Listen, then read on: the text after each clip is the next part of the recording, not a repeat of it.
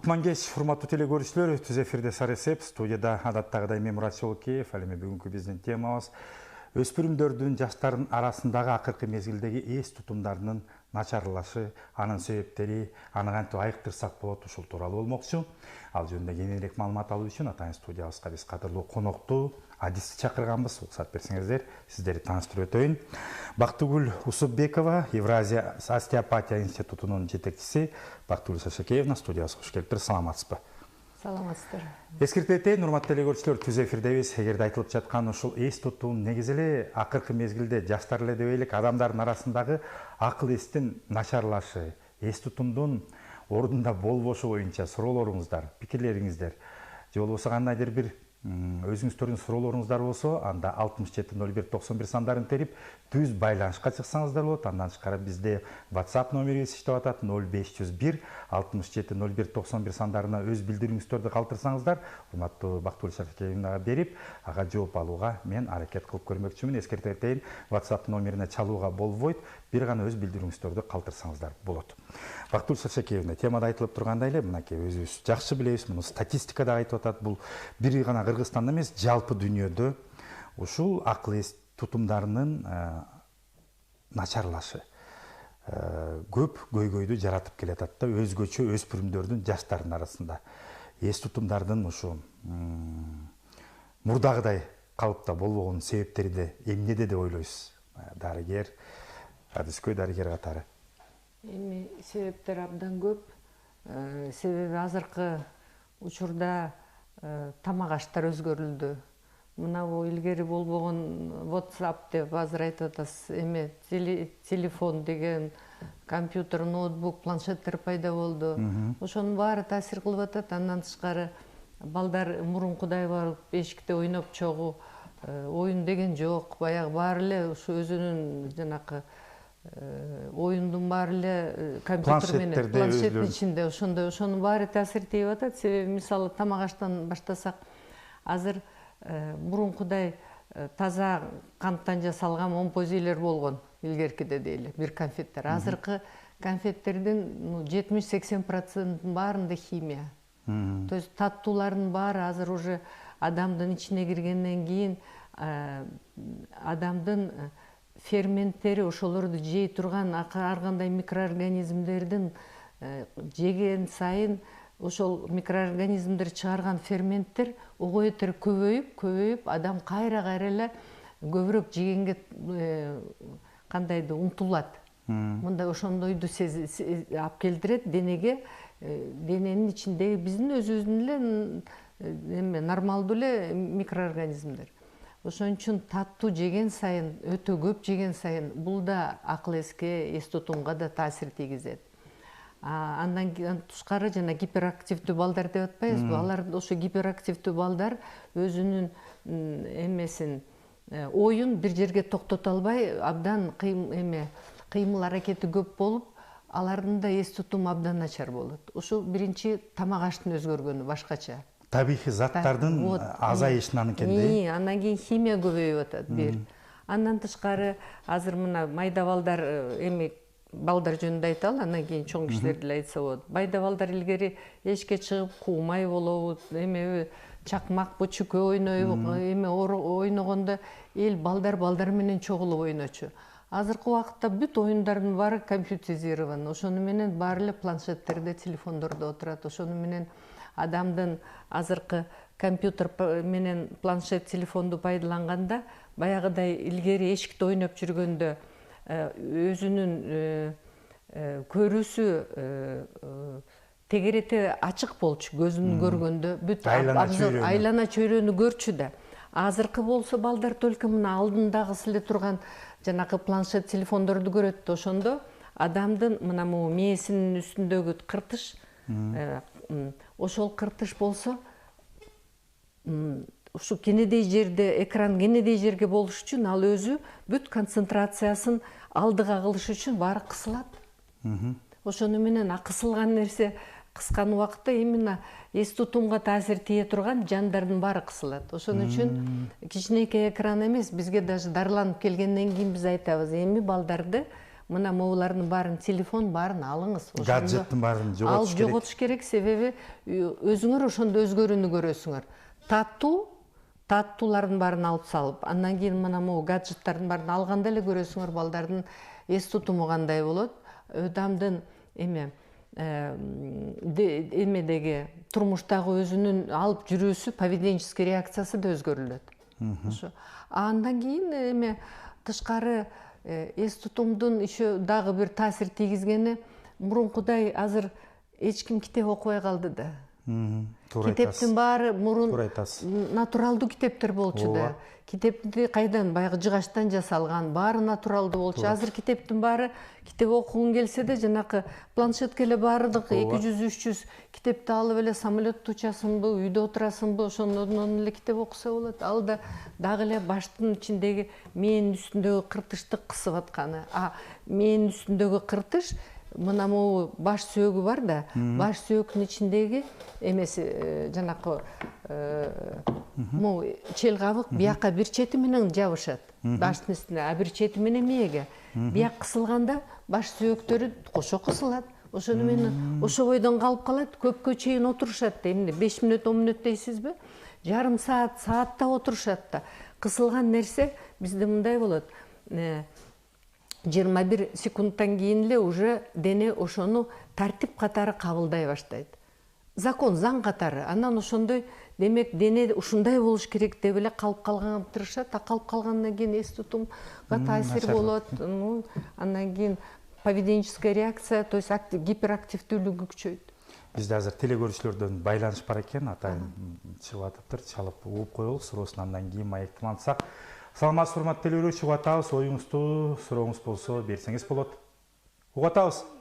Жумушуңа байланыштуу, мисалы, мен жумушум көбүнчө компьютердин үстүндө өтөт да. Ошо компьютерден кечке отурам, анын үстүнө телефон дегенде эмнегедир жумуш убакыты бүткөндөн кийин үйгө барганда мээм ичине жырылдатып башкача болот да. Анан кичине унут жакта болуп бараткан кийинде ошол жумушум таасир тийеби, ошол жөнүндө айта кетсеңиз. Рахмат. Актуалдуу суроо, чындыгында эле жумушу компьютеринде отуруп иштеген. Азыркы ар бир офисный эмелер, жумушчуларда, кызматкерлердин көпчүлүгү компьютер менен иштешет. Эми алда таасир тийгизет, чыныгы. Андан эгерде ошол уже чоң эле киши кичинекейинде төрөт убагында кысылып төрөлсө, же болбосо кичинекей кезинде травма алган болсо, анда буларга кандай десем, муну компьютерде көп убакыт отурууга болбойт. Ошон үчүн компьютер менен иштей турган иштер болгондо мүмкүн болушунча травма, черепно-мозговой травма болобу, же мындай бизде выплеш деп коет, хлыстовой травма, эме баш мынтип ары бери мынтип тез мынтип кыймылдоо менен болгон автоавариядан кийинкилердин эмеси болгон оорулар деп биз айтабыз. Эми ошондой туш келген, ошондойго туш келип калган кишилер компьютерде азыраак убакыт отуруш керек. Бирок убакыт менен эми болбой жумуш ошондой болсо эмне кылса болот? Ошондой кылса, эми бизде мындай да. Мен өзүм врач-остеопатмын. Азыр остеопатия дүйнөдө абдан өрчүп жатат, өнүгүп атат. Ошон үчүн эгерде мурун травма болгон, же төрөттө абдан кысылып калган кишилер болсо, ата энесинин айтуусунан билишет да. Жылына эң жок дегенде, мына азыр жаз келди, жай келди. Жаз менен күз убагында остеопатка жылына 2 жолу көрүнүп койсо, баягы мурунку травмадан кийин калган калдыктар дегөөдө болбойт. Ошол убактагы калган таасирлер, ошолордун баарын бошотуп, баш сөөктөрдү бошотсо эле, ичиндеги чел кабыкта бошойт, мээге уруксат берилинет, мээде кадимкидей жакшы дем ала алат. Ошон үчүн жылына 2 жолу жаз күз көрүнүп койсо, бир. Андан тышкары эми жумуш азыр 5 күн, 6 күн деген жумуштар болду. Убакыт болгон убакытта эми биздин жаратылышка суктана турган мамлекетпиз, башка эл суктана турган. Чет жака мына могу биздин тообуз жарым саат эле уже тоонун үстүндө болуп калабыз. Тоого чыгып, ошондо көрүүсү баягы кичинекей экран эмес, обзор көбүрөөк боло турган жерге чыгыш керек. Айлана толугу менен көрө тургандай болуп, ошондо адам эс алат. Анан үйгө келгенде эле баары бир телевизорго отуруп калгандар болсо, анда коюп эле 24 саат суткасы менен эле андан кийин жанакы кичинекей экрандын үстүндө отурса, анда аягы жакшы бүтпөйт. Аягы жакшы кандай болот? Унчактыгы илгери 70-80ге чыккандар да болсо, азыр жашарып атат. 30-40тарда эс тутумдун начарлашы бизге ошондой менен келип аткандар көп. Анан азыр окуу жылы бүттү. Жанакы университеттерде, жогорку окуу жайлардын баарында да азыр окуу жылы бүтүп атат. Эгерде окуп жүргөндө эс тутумун начарлап атканын сезгендер болсо, болбосо окуганы жакшы баштаганда жакшы окуп, анан кийин чейректин артында жана азыр жылдын аягында уже мээ чарчап сабактан начарлаганы сезген ата энелер мына могу каникулдан пайдаланып балдарды остеопаттарга көрсөтүп коюш керек. Себеби биз дары менен эмес, биз кол менен дарылайбыз да. Остеопатия кантип ушул эс тутумдары кичине начарлап атканда кантип дарылайсыздар сиздер? Кол менен массаж кыласыздарбы, эмне кылып дарылап? Биз биринчиден кол менен биринчи диагностика жасайбыз. Себеби адамды фасция деген болот, денени бүтүн курчалган фасция. Фасциянын үстүнөн эле кармаганда денеде кай жерде кысылган жер барганын сразу көрсө болот. Колдон ошол жака тартат, вектор натяжения деп коебуз. Каяка кетсе билинет кай жерде эмне проблемасы болсо. Башында болсо баш жөн эле, башка жөн эле момтип ылдый жака тартылат. Диагностика жасагандан кийин биз ооруларды мына ушу башым ооруп атат же эс тутумум начарлап калды деп эмес, башка жактарын баарын дарылайбыз. Себептерин издейт да. Себеби кээ бирлерде мына мен айттым, таттууну көп жеп, андан кийин ичи карында да өзгөрүү болот, аны айтпайт. А бизде бар. Эгерде неврологияда проблема болсо, дайыма жоон ичек менен байланыштуу болот. Ичи карын менен байланыштуу болот. Ошон үчүн ошондо кол менен тарткан эле көрө сезесиң. Анан айта баштайсың, башыңыздан тышкары тиягыңызда да проблема болот экен да. Эгерде белге тартса, себеби ичи карды өзү эч качан болбойт. Дайыма бел омуртка менен сегиз көз деп коет, могу крестец менен байланыштуу болот. Ошону баарын сурайсың, сураштырып келсе, уйкусу да,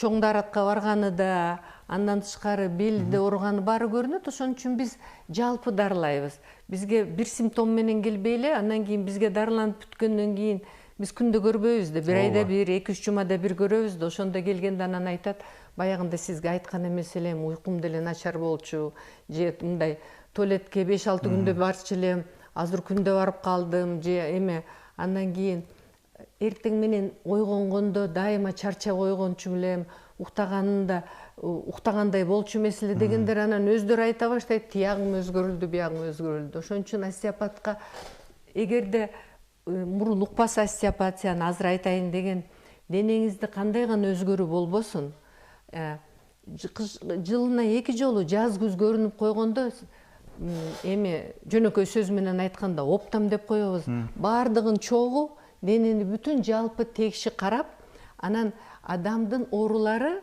адам бизде ортодогу сызык деп коебуз, мидлайн адамды теңдей турган сызыктан дене оңго солго жылса эле, кай жер жылса, ошол жерден проблема болот. Мисалы, бизде спортсмендер жүрөт. Спортсмендер тренировкага барат, андан кийин соревнования болот, андан кийин жөн эле кээ бирлер чалынып жыгылып кетет, жаракат алып калышат. Бирөөлөр мен эле жакында эле чалынып жаракат алдым бутума. Ошолор болгондон кийин балким 1-2-3 күн ооруп, андан кийин кетип калышат, кичине оорубай калат да, андан кийин унутуп калышат. А дене эч качан кандай гана травма болбосун, эч качан унутпайт. Себеби бизде мындай миофасциалдуу байланыш деген болот. Эгерде мисалы аяк жактан бирөө кайрылдыбы, бир 5-6 күндөн кийин тизее таасир болот, тизе ооругандай болот. Андан кийин мына белге түшөт. Кээде ушинтип көтөрүлүп башка чейин келет да, анан Менин башым ооруйт, өзүм билбейм эмне үчүн, эртең менен чарчап койгонум, ар кандай нерселерди айтат, баш жакка байланыштуу. А биз тыңшаганда кадимкидей тартат аяк жакка, мына бутка. Анан кийин айтабыз, сиз бутуңузда проблема болду беле? Кээде ушол жерди оңдоп койгондон кийин эле өзүнөн өзү эле жанып эле баш жаңы да жеңилдене түшөт. Кээде ошондой болот. Ошон үчүн остеопатка баруу, жанакы спортсмендер болобу, жанакы айткандай автоавария болобу, же кандайдыр бир жөн эле чалынып чыгылып чыйтака менен жүргөн кыздардын буттарын кайрап алган. Чыйтакасы жок, биз деле чалынып чыгылып атабыз. Ошондой болгондор деле унутуп калышат, бирок кийин баары бир өз дене деген эч нерсе утпайт эч качан. Ошонун баары, ошон үчүн айтып атам да, эс тутум жагынан проблема болсо, мурун төрө тубагында кысылып калган бала кийин баары бир сүйлөгөнү кеч сүйлөп, болбосо жөргөлөгөнү кеч болуп, андан кийин отурганы кеч болуп, тили чыкканы кеч болот. Анын баарын дарылагандан кийин баары бир чоң киши болуп чоңоет да бул деле бала. Чоңойгондо да ошондо жанакынтип, мисалы компьютерде иштеп калганда баш жактан таасир, уйку жактан таасир болот. Ошон үчүн айтам, төрө тубагында кысылган баланы эгерде такыр эле остеопатка анча эметпесеңиз да жылына 2 жолу жаз күз келип турсаңыз, бала түздөлүп калат. Жанакы түз боюнча. Анда кийинки өстүрүм өскөн сайын, мисалы, мен азыр айттым, жөргөлөдү, эмгектеди, отурду, басты. Андан кийин коллективге кирет, ал балдар баары бир өзгөчө болот. Мисалы, садикке барганда, мектепте барганда, андан кийин жогорку окуу жайына барганда да, жаңы коллективге кирип аткан убакта да өзүн башкача сезет, себеби илгериде кысылган нерсе болсо, жаңы нерсеге башкача өздөрүнүн сезими, кандай десем, башкача сезип, жеңил эле кирип кете албайт. А эгерде кичинекейинен эле каралып жүргөн бала болсо, кайсы гана коллективге болбойн, чоңойдубу, кичирейдиби, жөнөкөй эркини менен эле кирип кетип, сүйлөшүп кете алат. Бактыгүл Шаршакеевна, бизге WhatsApp номерлерибизге бир нече билдирүүлөр келиптир, телегөрүүчүлөрдү күттүрбөй окуп коеюн, мүмкүн болсо суроолоруна жооп берип койсоңуз. 730 менен бүткөн абонент жазыптыр. Саламатсыздарбы? Менин балам 4 жашта, гиперактивдүү, бала бакчага албай атышат, себеби балдар менен бир чогуу ойногонго мүмкүнчүлүк түзүлбөйт экен. Анын төрөлүп атканда, сиз айтып атканда кичине кыйналып төрөлгөн. Сиздердин айтып аткан дарыгердин жардамы келеби, аны кандай кылып дарыласак болот дейт. Остеопатия боюнча суроо болушат. Эми азыркы заманда ушу төрөттө бир аз кысылып калгандар, балдардын саны да көбөйүп атат. Ошондон гиперактивдүү балдар да көбөйүп атат. Гиперактивдүү балдар, шок балдар көп. Себеби тил албайт, укпайт, анан эми мындай көп чогулган жерлерди көрөсүн, ошол балдар өзгөчө өтөлөп, тынымы такыр тынчсызданган балдар болот. Эми жардам берүүгө болот. Остеопатияга алып келсе, биз колубуз менен эле дарылайбыз да. Денени тыңшап эле кысылган жерлерин бошотконго аракеттенебиз. Себеби андай шок болгон балдардын көпчүлүгүндө эле мына могу баш сөөктөрүн ата энеси кармалап көрсө, мисалы орто жер жылмакай болуш керек, так ортодон келген жер кичине шуштуюп болуп чыгып турат. Ошондой балдар өзү деле сөөктөрүнөн эле билинет. Андан кийин баягы илгери мээни болгон жерден ал томпоюп турат. Демек, баш ичиндеги басым кичинекейинде чоң болгон. Ошолор балдар гиперактивдүү болот. Анан балдардын мындай баш сөөктөрүн карап көрсүнчү. Тоголок болбой, мынтип кичине мына могу азыркы черепке окшош, мынтип сүйрөлүү болуп, кичине эки жактан кысылган болсо, ал балдарда гиперактивдүү болот. Канчалык жаш болсо, ошончолук жардам батыраак, тез жардам берилет. Могу сөөктөрдү бошотсо болот. Сөөктөр бошосо, мына мээнин үстүндөгү кыртыш бошойт. Ал бошосо, баштын ичиндеги мына могу ар бир гирус деп коебуз, азыр бир бөлүм ар бир нерсеге жооп берет да. Эки жактан кысылган деп айтканым, себеби мына могу кулактын тушундагы жол дагы мээнин бөлүктөрү адамдын кыймыл аракетине жооп берет. Ошон үчүн ошол жерлердин баарын бошотсо болот. Суроосун 730 менен бүткөн абонент улантыптыр. Менин балам 4 жашта деп айтпадымбы, гиперактивдүү, отура албайт го. Аны кантип сиздер дарылап жардам бере аласыздар, себеби такыр бир орунда отургусу келбейт дейт. Эми ар бир балага бизде өзгөчө өзүнчө эме жасайбыз мамиле. Бир чети бар. Кандай десем, балдар менен сүйлөшүп атып эле, энеси менен оюнчук менен ойноп атып эле дарыласа болот. Болбосо жаткызып эле биз бирдеме берип, колуна карматып алаксытып эле, андан кийин мындай шикдаун деген бар, эме осцилляция деген техникалар бар. Илгериче баланы терметчилеби бешке. Ошондой нерселерди кылып атып эле бала өзү эле тынчына эмете түшөт. Себеби айтпадымбы, денеде эмне гана болсо, адамдын денеси баарын эстейт. Ошол термелете баштаганда эле бала эме боло баштайт. Өзгөрүлө баштайт. Биринчиден кээде мынтип делдейип жалдырап калат, себеби түшүнбөй эмне болуп атат деп. Ошол убакта эле кол менен баарын өзгөртүүгө болот.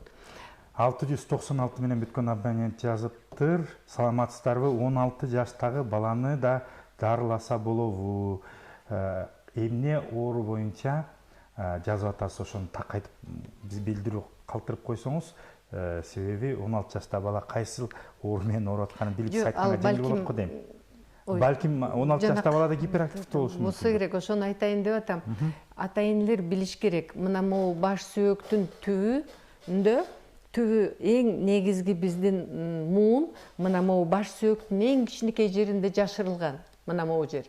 Ошол жердин тегерегиндеги сөөктөр болгону 4 сөөк. Ошол 4 сөөктөр 5 жашында катуу эме сөөктөр бири-бирине кошулуп, сөөктөрдүн баары окостенение болот. То есть уже катай баштайт. Катый баштайт 5 жаштан. Ошон үчүн балдардын эс тутумунун, гиперактивдүүлүгүн, андан кийин өзү мындай акыл жактан, унутчаактыктан тышкары айткан сөздү туура түшүнбөгөндөрүнө 5 жашка чейин таасир тийгизиш керек. 5 жаштан кийин деле дарылайбыз, 5, 6, 8-де деле алып келишет. Бирок аякта мындай жайыраак болот таасир. 16 жаш болот, бирок көбүрөөк келесиз, кеп ошондо врачка көбүрөөк келесиз. Кичинекейинде алып келсеңиз бат эле 2-чи, 3-чү, 4-чү эле приемдо 2-3 айдан кийин эле бала такыр бөлөк өзгөрүлөт. 183 менен бүткөн абонент жазыптыр. Ушул гиперактивдүү боюнча суроолор көп келе баштады да. Менин уулум 8 жашта гиперактивдүү деген, бирок мектепке келгени кичине токтолуп калды. Бирок психологторго барсак, бул улана бериши мүмкүн дейт. Сиздин оюңузду айтып коесузбу? Айыгабы же кандай болот дейт.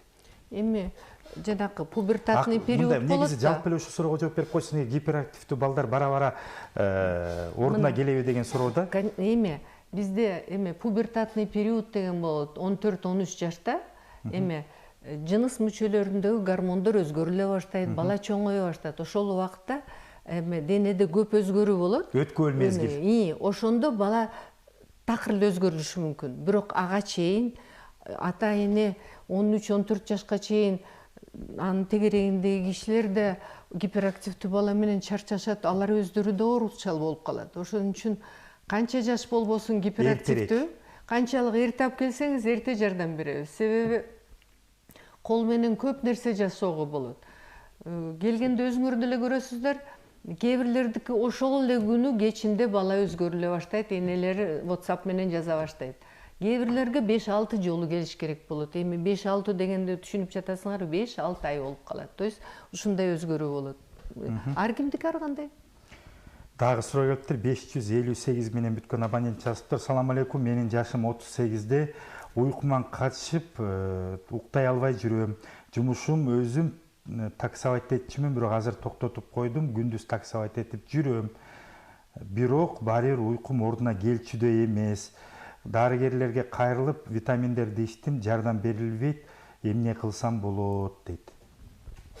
Эми азыр айткандай, дарыды ичип көрсө керек, врачтарга деле барса керек. Анан остеопатка бара элек болсо, кол менен дарылоого болот, уйкуну өзгөртүүгө болот. Ал эмес ыйлап жүргөн, түнү менен уктабаган балдарга да таасир тийгизип, кайра аларды уйкусун өзгөртүп атабыз. Чоң кишиники деле ошондой. Эгерде кысылган жерди табыш керек, ошону менен өзгөрүлөт. Бирок кыргыздарда жанакы уйку без деген без да бар да. Ошон үчүн уйку безге таасир тийгизип, анын үстүндөгү команда бере турган нерсе момун ичинде жатат. Эгерде ошол уйку без жакшы иштеш үчүн мына могу мээнин ичиндеги эң түбүндө так ортосунда катып коюлган бездердин эң чоң главнокомандующий бар, генералы могу жерде жатат. Мына так ортосу бирок аябай керектүү нерсени адам ушу эң жана жомоктогудай айткандай эң түбү жерге катып койгон. Мына ушул жерде жанакы кыртыш айтып атпадымбы, менин үстүндөгү твёрдый мозговой оболочка, ошол катуу кыртыш бул жерге да турат. Ошолордун баарын сыртын бошоткон сайын ичи да бошолот. Бошолсо, анда уйку безинге бере турган команда да өзгөрүлөт, адам өзгөрүлүшү мүмкүн. Эми себептер көп болот да. Бактылык Шашакемде суроолор өтө көп келип атат. Бардыгы сиздин урматтуу телекөрүүчүлөр 850 менен 205 менен 696 менен бүткөн абоненттер эженин дарегин жана ошондой эле кайсыл жакка кайрылсаңыздар болот, программанын соңунда сөзсүз түрдө айтабыз. Ошол себептен калем салыңыздарды даярдап турсаңыздар болот. Ал боюнча аягында айтылат. Азыр болсо берилип аткан оору дилдеттер боюнча суроолорго жооп берип койсок, атайын чалып жазып күтүп атышат. Саламатсыздарбы, балам 3,5 жашта, сүйлөөсү кеч болуп атат. Сиздер жардам бере аласыздарбы, эмне кылсам болот деген суроо экен да. Эми азыр 850 менен бүткөн абонент жазыптыр. Азыр эле айттым го, эгерде бала кеч сүйлөп аткан болсо, аны бизде абдан көп жардам, абдан чоң жардам берүүгө болот. Ал эмес бизде институтта атайлап дипломдук иш жазып аткан балдар ошо тез эмне десем, начар сүйлөп аткан балдарды биз азыр бекер дарылап атабыз. Эң жакшы мүмкүнчүлүгүңүз бар экен, анда урматтуу 850 менен бүткөн абонент бекер дарылалуу 3 жаштан 5 жаштагы балдар сүйлөбөгөн балдарды бизде атайлап Ким Александр Юльевич деген врачыбыз азыр ошол боюнча изилдөө ишин жүргүзүп атат. Ошо изилдөө ишине бизде мындай жанакы логопедке гана барып, кадимки бизден тышкаркы дарылоо менен бирге биздин остеопатияны кошуп дарылап аткан 2 группаны жасап, ошентип изилдөө ишин жүргүзүп атабыз. Анан ооруларды ошон үчүн ошол изилдөө ишине бекер чакырабыз. Эгерде 3 жаштан 5 жашка чейин боло турган болсо, эми азыркы көрсөтүүнүн аягында биздин телефондо айтабыз, биздин институттун клиникасы бар, клинический база, ошол жерде көрүүгө болот. Келсеңиздер болот. 314 менен бүткөн абонент жазыптыр. Саламатсызбы эже, менин суроом бар. Балам 9 айлык, өтө эле кыймылдуу, ойноп жатып да ыйлай берет. Ала албай же жете албай калса, гиперактивный аябай. Бул гиперактивныйбы, негизи бул деп суроо бериптир да. Жок, гиперактив 9 айлык мындай да. Ымыркай экен да. Гиперактивдүү балдар кичинекейинде абдан ыйлаак болот. Ыйлаак болгондо уйкусу да начар болот.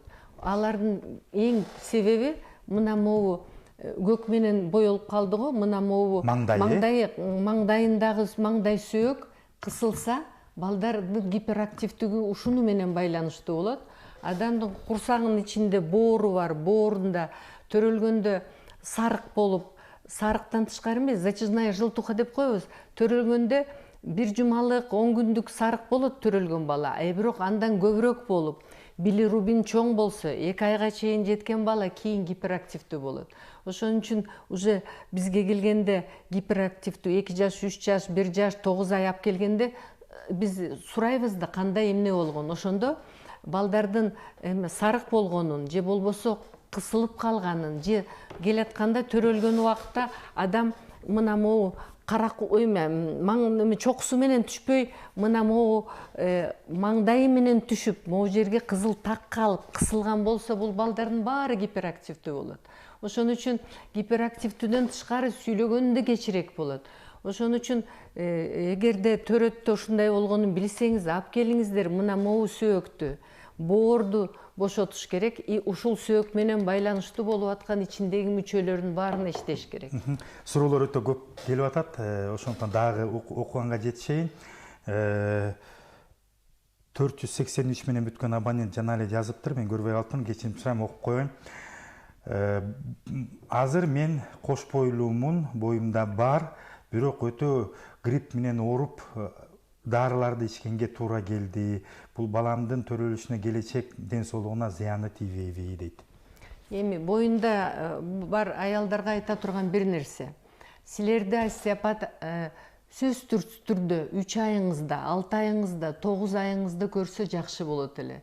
Себеби эгерде сиз грипп болдуңузбу, бир жерден урунуп алдыңызбы, чочуп кеттиңизби бирдемеден, адам жыныс маткасы кысылат. Ошондо бала кошо кысылат. Андай болбош үчүн 3 айында, 6 айында, 9 айында точка счастливого ребенка дейт. Бактылуу боло турган баланы мындай которсочу, бактылуу боло турган баланын бактылуу боло турган бир точкалары бар.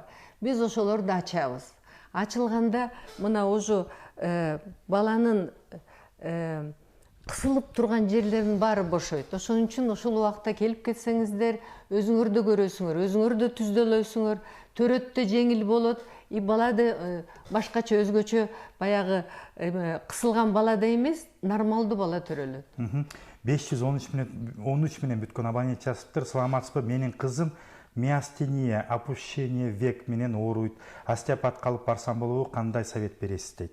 Эми чын айтканда канчалык жаш кезинде алып келсе, өзгөрүү мына мен айттым го, бизде төрөлгөндөн кийин 21 күндүн ичинде балаганы алып келсе, кандай гана диагноз койбогун 80-90% баардыгын өзгөртсө болот. Эми хромосом наследственный ооруларга тийишпейин, а башкачы 21 күнгө чейин. Ошон үчүн жашын жазбаптыр да баланын. Башкача айтканда тукум кылган оорулардан башкасы. Да, ал жерде деле өзгөрүү болот. Анын эгерде балдарды сурасаңыз кандай экенин айтып бере алам. А бирок негизи 21 күнгө чейин мүмкүн болсунча мына могу көздөгү проблемалар 100%ке чейин өзгөрүү болот эле. Андан тышкары жанакы 3 ай бар. 3 айдын ичинде да алып келе турган болсоңуз, мына ошо кээ бирлердин бир көзү наоборот жабылып, бир көзү жабылбай ошондой болот. Анда да жардам берүүгө болот, жакшы результат болот эле. Бирок кечирээк болсо 50-50%. Мындай да болушу мүмкүн кийинкилер. 311 менен бүткөн абонент жазыптыр. Саламатсыздарбы? Менин балам 2 жашта, сүйлөбөйт. Азыркы учурда пантокальцин ичип жатабыз. ЭГга түштүк, сиздерге көрүнсөк болобу дейт. Келиңиздер, жаңы эле айтып кеттим го. Кеч сүйлөп аткан балдар, анын анамнезы бар, төрөттө же болбосо боюнда болгондогу себептер бар болуш керек. Ошолор менен келе бериңиз. Бизде биздин клиникада көп эле врачтар иштейт, кабылдаган баасы да ар кандай. Эми кээ бирлердин турмушу мындай, кээ бирлердики мындай да. Бизде бир көргөн 2000диктери бар, 3000ге да көрөт, 5000 да көрөт. Бирок калтырылган врачтар бизди бүттөт да, биздин институтта бүткөн мыктыларын калтырганбыз. Ошон үчүн 2000ге, 3000ге да коркпой эле, биздин главврачтыкы 5000. Бардыгына келе берсе болот, эгерде жагдай, материалдуу жактан жагдай кичине кысталыш болуп десе. Бирок күндө көрбөйбүз, шарлатандарга бара көрбөңүз. Күндө көрөм десе, же 2 күндө бир көрөм десе, эң аз дегенде биринчи көргөндө бир 10 күндөн кийин же бир жумадан кийин көрөт. Эгерде мындай серьездуу диагноз менен келсе, андан кийин баары бир 1 ай, 2 ай, 2-3 жумада бир көрөт баары бир. Ошондо ошо балага кетирилген 2000-3000дин ошо күндөргө бөлүп берсеңиз 30-40 сом эле болот. Ошон үчүн кымбат дебеңиздер. Туура. Бөлө келгенде 2-3 миң. Ошондой эле, ошон үчүн бала үчүн аны экономдош керек. Саламатсыздарбы деп 312 менен бүткөн абонент жазыптыр. Менин кош бойлуу болуп жүргөндө жолдошум менен ажырашып кетип, өтө нерв болгом. Бирок азыркы мезгилде ошондон кийин төрөсө керек. Азыркы мезгилде кызым 4төн ашты, 5ке чыгып калды. Кудайга шүгүр, эч кандай болезньдерин байкаган жокмун. Бирок кээ бирде катуу кыйкырык чыгып кетсе же ит үрүп кетсе коркуп чочуп кетет. Буну айыктырса болобу деген суроо экен да. Эми бизде мындай бар. Эми коркуу жүрөктө отурат, бөйрөктө отурат. Келип кызды көрүш керек. Эгерде коркуусу жүрөгүндө болсо башкача дарылайт. Эгерде коркуусу бөйрөктөн кете турган болсо башкача дарылайт. Себеби жанакы корккондон башкасын дагы сурайбыз да биз. Уйкусу кандай, өзүнүн эмеси, жүрүш турушу кандай, анан кийин жанакы сөөктөргө байланыштуу болот. Эгерде бөйрөктүкүнүн коркуусу болсо, сөөк, анан жыныс мүчөсү менен бирге жанакы мочевой системада өзгөрүү болот. А жүрөктөн боло турган болсо такыр күйө турган, ысык, тердей турган бала, андан кийин дайыма эмени көтөрө албайт. Анан бир ыйлаганы менен күлгөнү тез эмес, эмоциясы тез өзгөрүлүп турат. Биз баарын сураштырабыз, ошого жараша дарылоо бөлөкчө болот. Башкача айтканда төрөлгөнгө чейинки тарыхын, төрөлгөндө учурун, андан кийинки мезгилин бүт баарын аныктап туруп, андан кийин сизде дарылоого өтөсүздөр. 0999 менен бүткөн абонент жазыптыр. Саламатсыздарбы? Кызыбыз көп сүйлөбөйт, көпчүлүк аралаша албайт. Эмне проблема болушу мүмкүн, болбосо кичинекейинен эң көп мээрим алган дейт. Бирок дагы мындай себеп бар. Эме адам мына боюна бүткөндөн баштап бала жан деген болот. Эркек менен аялдын уругу кошулгандан кийин эле жан деген жан кирет ошого. Себеби жанакы клеткалар уже бөлүнө баштайт, жан болбосо бөлүнүп чоңойтпойт эле да. Ошондон баштап кандай таасир тийгизгени балага, жанакындай балага таасир болушу мүмкүн. Мисалы, эгерде алдырам деп туруп, андан кийин ата энеси же өзү андан кийин алдырбай калтырып койсо, мисалы, ойлойт, биринчи эле баягы төрөт боюнда бар экен, мына могу тестте эки сызыкча болот го. Эки сызыкчаны көргөндөгү адамдын реакциясы балага бүтүн жазылат. Баягы жаңы сатылып алган компьютерде эчтеке болбойт го, андан кийин программа киргизет го. Жок, программа кайра Word, жанакы офис бирдемелерге киргизебиз да. Балада ушундай да. Бул деген эң таза нерсе да. Таза жан. Ушу жанга биринчи эле мына эки сызыкты көргөндө, мен айтпадым беле, окум бүткөндөн кийин боюна бүтөлү дебедик беле, же болбосо эми мени турмушка алабы бул, же дагы мынтип айтып, азыр кийин деп пландаштырбадык беле дегенде эле баланын ичинде кандай жазуу болот биринчи программа билесизби? Мени кабылда албайт булар, кабылдабайт деген сөз. Андан кийин алдырам дегенден кийин кайра калтырып салгандачы, алдырам дегенден кийин мына ушу чымчыктын уясы бар го, уядан мени азыр ыргытат деген программа жазылат. Ошон үчүн мындай балдар кийин мектепке барабы, жаңы жерге барабы, дайыма өтө уялчак. Сценада бирдеме айтыш керек болсо, артка барып турат. Мени эч ким көрбөсүн, мага эч ким тийбесин деген ушундай балдар болот. Буларды, мындай балдарды, өспүрүмдөрдү дарыласа болобу? Болот да, ошон үчүн бизде да. Болот экен. Дагы суроо келип туруп, көпчүлүгүңүздөр, урматтуу телекөрүүчүлөр, биздин дарыгер Эсенбак Туршашевдин дарегин сурап атасыздар. Мынакей убактыбыз акырындап соңуна келип калды. 1 мүнөттөн кийин кенен келсер айтабыз, түшүндүрүп беребиз. Акыркы суроосун бул жерге жазылган окуп коеюн. Саламатсыздарбы? Өтө маанилүү маек болуп жатат. Сиздерге терең ыраазычылык билдиремин. Бактыгүл эже, мен сизге кайрылганмын. Уулумду алып баргам. Чындыгында өтө чоң жардамы тийген, ишиңизге ийгилик каалайм деп урматтуу 302 менен бүткөн абонент сизге ыраазычылыгын билдирип жазыптыр. Эми убактыбыз чындыгында эле соңуна келип калды. Сизге эркин микрофон берейин. Көпчүлүк ушул жерге келип аткан телекөрүүчүлөр сиздердин даректи сурап атат. Андан тышкары чындыгында эле оорулардын көбү ушу өспүрүм жана жаш балдарга тийиштүү экен да. Акыркыда телекөрүүчү атайын чоң кылып жазып билдирүү берген экен. Кыскача жооп берип коюп, андай даректиңизди айтып койсоңуз. 148 менен бүткөн абонент жазыптыр. Менин кызым 13 жашта, мени менен эле бир тууганы менен сүйлөшө чочун адамга, мени менен бир тууганы менен гана сүйлөшө чочун адамга сүйлөбөйт, уялат, тамак да ичпей коет чочундар менен. Сабактан да сүйлөбөйт, ыйлактай берет, эмне кылсам болот, каякта больница адреси кандай дейт, азыр адресин айтабыз. Эми бир сөз менен эле айтайын, андай балдар бизде абдан көп келет. Кээде айтат, аутизмдин кичинекей бир элементтери болот. Аутизм эмес, бирок ошонун кичинекей мындай эмне десем симптомдору болот. Жардам берүүгө болот остеопатический кол менен. 855 менен бүткөн абонент, сиздикин дагы, саламатсыздар, менин балам 7,5 жашта, мектепке барбайт, себеби сүйлөй албайт, жакшы оюн айта албайт, бирок ага айтылган сөздүн баарын түшүнөт, команда берсең баарын аткарат, кечкирип караңгы болгондо коркуп баштайт, башын катып, ар кайсы жерге ошол учурда жүрөгү катуу согот, кээде себепсиз эле угулуп калат, агрессия пайда болуп калат, кантип айттырса болот дейт. Убактыбыз 1 мүнөт калды, жардам бере аласыздар. Туура. Сизге эркин микрофон берейин. 1 мүнөт убактыбыз бар. Дарегиңизди, телефон номерлериңизди кайталап айтып койсоңуздар, телекөрүүчүлөрдүн көпчүлүгү ушул нерсени сурашты да. Эми биздин клиникабыз Евразийский институт остеопатической медицины деген институттун эле ичинде. Ошон үчүн бизге звонить этсеңиз эле болот. Телефондун эми дареги 0552 02 99 99.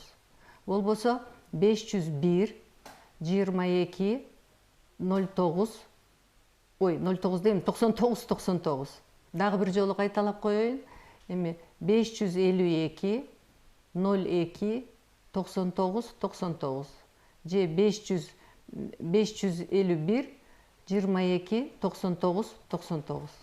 Урматтуу телекөрүүчүлөр, чындыгында эле өтө кызыктуу тема болду, бирок убактыбыз акырындап соңуна келип калды. Бактыбыз Шашекеевна дагы бир жолу мага берип коюңуз, бериңиз, мен азыр айтып коем. Мынакей урматтуу телекөрүүчүлөр, эстеп жазып алыңыздар, көпчүлүгүңүздө сурап аттыңыздар. Телефондор 0552 02 99 99 0501 22 99 99. Биздин бул көрсөтүүбүз YouTube каналына дагы, биздин каналдын YouTube баракчабызга салынат. Ошол жерден дагы бир сире карап, маалыматтар менен таанышып кетсеңиздер болот. Бактыбул Шаршекеевна, убактыңызды бөлүп бизге келгениңизге ыраазычылык билдирем. Ишиңизге ийгилик. Сизге де ден соолук кааламакчыбыз. Урматтуу көрүүчүлөр, ушу менен биздин программа соңуна келип жетти. Амандыкта, сак саламатта болуңуздар.